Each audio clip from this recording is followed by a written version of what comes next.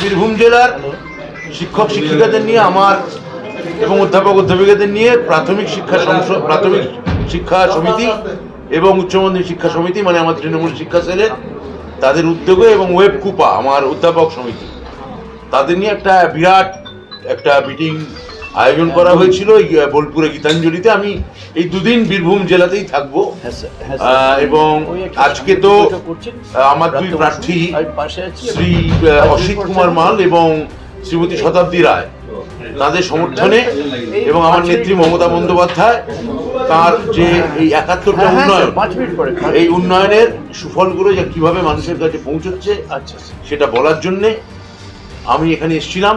আমি এখান থেকে আজকে রামপুরহাট যাব, রামপুরহাট থেকে হয়তো কালকে ময়ূরেশ্বর বা হাসন যাব।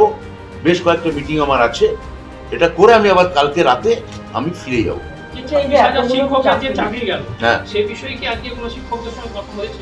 কিছু শিক্ষক আমার কাছে কান্নাকাটি করছিলেন যে তারা যোগ্য হওয়া সত্ত্বেও তাদের কিভাবে ম্যানিপুলেট করে সরানো হলো, এবং যেটা আমার নেত্রী বলেছেন যে এই চাকরি খেকোদের যে উন্মত্ত আনন্দ, যে চাকরি খাওয়ার পর দেখুন ব্যাপারটা সাবজুডিস, ব্যাপারটা সুপ্রিম কোর্ট অবধি যাবে, সেটা তো একটা অন্য দিক, আইনি যে লড়াইয়ের দিক, সেটা রাজ্য সরকার, এসএসসি এবং মাধ্যমিক বোর্ড তারা সবাই আদালতে গেছে। কিন্তু মানুষ দেখুক যে তৃণমূল আমলে চাকরি খেতে এবং চাকরি নিয়ে খারাপ কথা বলতে এবং যোগ্যদের চাকরি খাওয়ার পর এই রামভমদের যে উল্লাস, হ্যাঁ, সেটার দিকে আমি মানুষকে দৃষ্টি আকর্ষণ করতে বলবো। একটা বিষয় যে যারা যে ভোট চলছে তাতে কিন্তু যাদের চাকরি নিয়েছে তারা ভোট কর্মী হিসেবে কাজ করছে, তো এটা কতটা যুক্তিসঙ্গত? তারা যদি চাকরি চলে গিয়ে থাকে আবার ভোট কর্মী মানে কি হবে?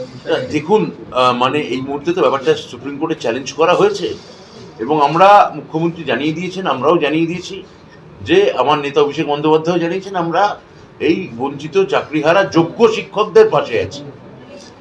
হ্যাঁ, তো সেখানে আপনি যদি তাকে ভোটের ডিউটি, আমি জানি না ভোটের ডিউটি কী অর্থে তাকে ডাকা নির্বাচন কমিশন ডেকেছে, নির্বাচন কমিশন এটাই হয়তো বলতে চায় যে এরা শিক্ষক।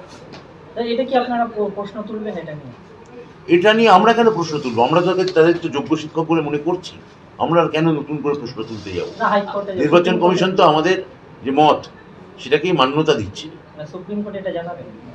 হ্যাঁ, জানাতে পারি। সুপ্রিম কোর্টে ভালো পয়েন্ট বলেছেন আপনি, যেটা বললেন আমরা জানাতে পারি।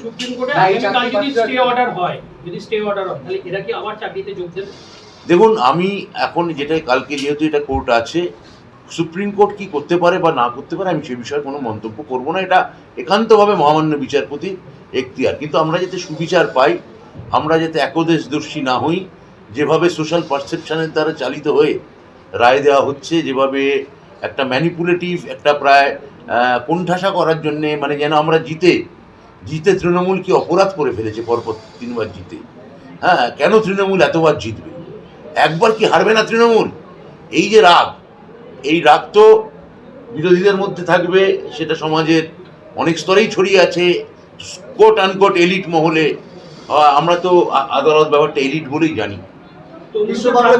এই মুহূর্তে রাজ্যপাল নিযুক্ত অন্তর্বর্তী উপাচার্য রয়েছেন, তার একটা অভিযোগ রয়েছে তিনি নিয়োগ করতে পারেন না, তার সত্ত্বেও দেখা যাচ্ছে নিয়োগ রয়েছে ওখানে।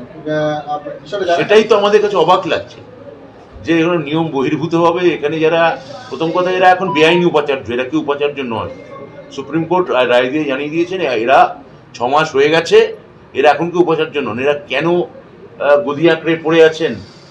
রাজ্যপাল হয়তো তাদের এক ধরনের থাকতে বলেছেন, কিন্তু অ্যাকর্ডিং টু সুপ্রিম কোর্ট এটা তারা আর কেউ উপাচার্য নন। রাজ্য শিক্ষা দপ্তর থেকে পারমিশন নিয়েছে? কোনো অনুমতি নেওয়া হয়নি।